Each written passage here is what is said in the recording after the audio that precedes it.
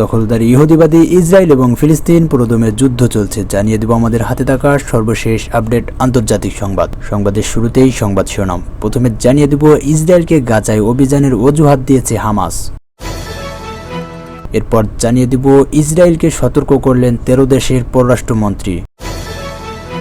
আরও জানিয়ে দেব তাইওয়ানের পার্লামেন্টে হাতাহাতি।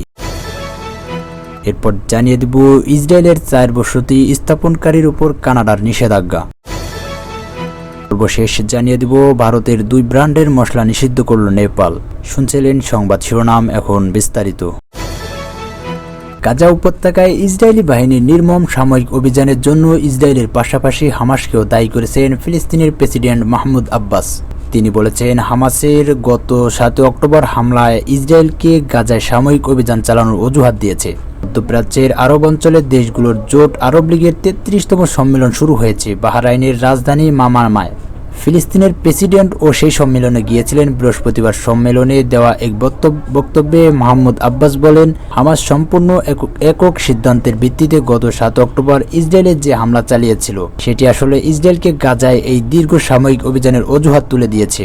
এবং শুধু তাই নয়, আন্তর্জাতিক সম্প্রদায়ের একাংশ গাজায় ইসরায়েলি বাহিনীর অভিযানকে সমর্থন করেছে।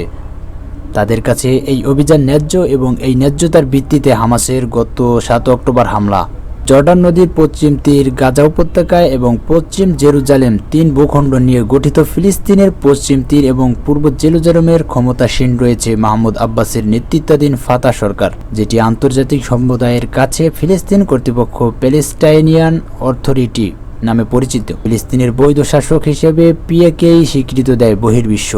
একসময় গাজায় উপত্যকায় ফিলিস্তিনি কর্তৃপক্ষের সরকার ক্ষমতায় ছিল, কিন্তু 2006 সালের নির্বাচনে জয়ী হয়ে সেই সরকার উচ্ছেদ করে কট্টর ইসলামপন্থী সশস্ত্র রাজনৈতিক গোষ্ঠী হামাস। ফাতাহ এবং হামাসের মধ্যকার সম্পর্ক চরম বৈরী।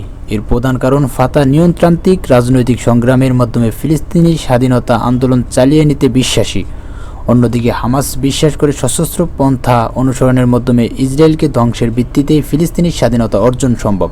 গত 7 অক্টোবর গাজার উত্তরাঞ্চলীয় সীমান্তে অতর্কিত হামলা চালায় হামাস। তার মৃত্যুগোষ্ঠী প্যালেস্টাইনিয়ান ইসলামিক জিহাদের প্রায় 1000 যোদ্ধা ওই দিন সীমানা প্রাচীর ভেঙে ইসরায়েল ভূখণ্ডে প্রবেশ করে নির্বিচারে গুলি চালায় 1200 মানুষকে হত্যা করে তারা।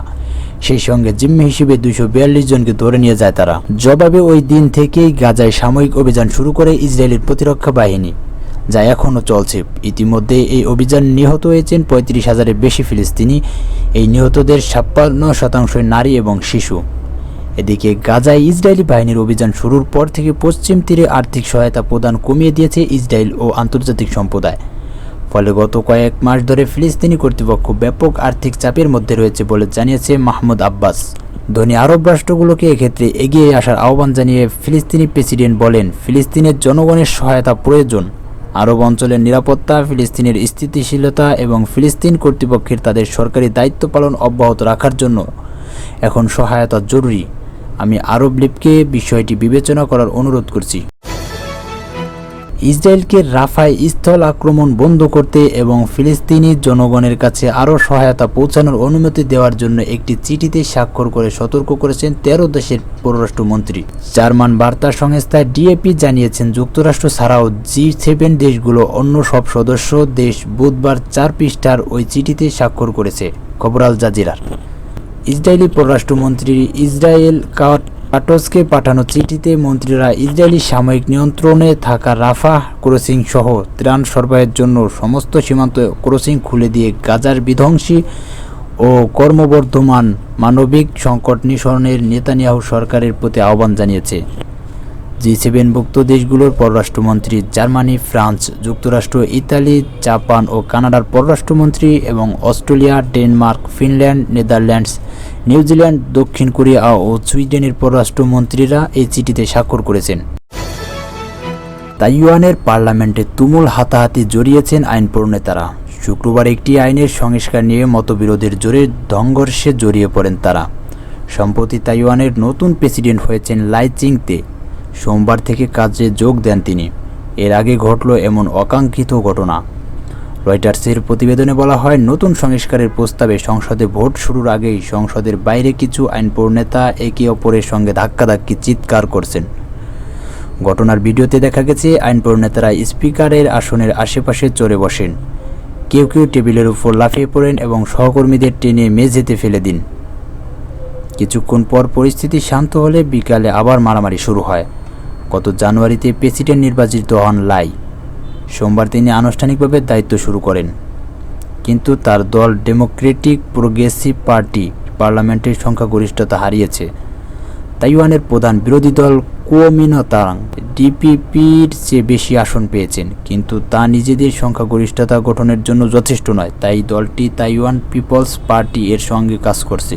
ডিডিপি বলেছে কেএমটি এবং টিটিপি প্রথাগত পরামর্শ প্রক্রিয়া ছাড়াই প্রস্তাবের মাধ্যমে জোর করে আদায় করার চেষ্টা করছে।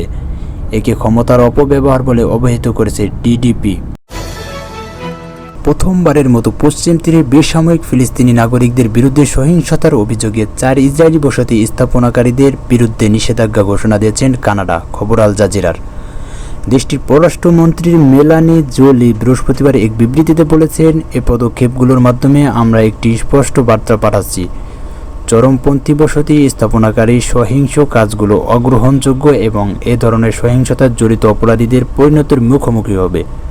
নিষেধাজ্ঞার মধ্যে বসতি স্থাপনকারীদের সঙ্গে লেনদেন ও কানাডায় তাদের প্রবেশের উপর নিষেধাজ্ঞার অন্তর্ভুক্ত রয়েছে।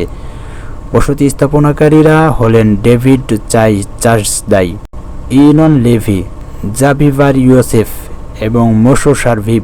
কানাডা সরকার বলেছে 4 জনই প্রত্যক্ষ এবং পরোক্ষভাবে ফিলিস্তিনি বেসামরিক নাগরিক ও সম্পত্তির বিরুদ্ধে সহিংসতায় জড়িত ছিলেন।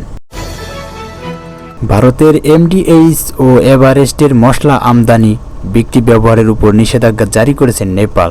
দেশটির খাদ্য প্রযুক্তি ও মান নিয়ন্ত্রণ বিভাগ এই নিষেধাজ্ঞা দিয়েছে বলে দেশটির এক কর্মকর্তা জানিয়েছে। খবর এনডিটিভির। এমডিএইচ ও এভারেস্টের মশলায় উচ্চমাত্রার ইথিনাল অক্সাইডের উপস্থিতি শনাক্তের খবর সামনে আনার প্রেক্ষাপটে এই পদক্ষেপ নিল নেপাল।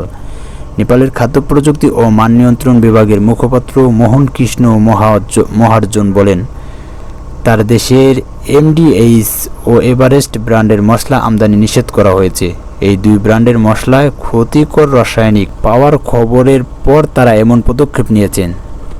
তারা 1 সপ্তাহ আগেই এই মশলা আমদানির উপর নিষেধাজ্ঞা জারি করেন, বাজারে এই মশলা বিক্রিও নিষেধ করেন। মোহন কৃষ্ণ আরও বলেন, এই 2 ব্র্যান্ডের মশলায় রাসায়নিকের উপস্থিতির বিষয়ে পরীক্ষা চলছে। পরীক্ষার চূড়ান্ত প্রতিবেদন না আসা পর্যন্ত নিষেধাজ্ঞা বহাল থাকবে। হংকং ও সিঙ্গাপুর ইতিমধ্যে এই মশলা নিষেধাজ্ঞা করেছে। পাওয়ার খবরের পর তারা এমন পদক্ষেপ নিয়েছেন।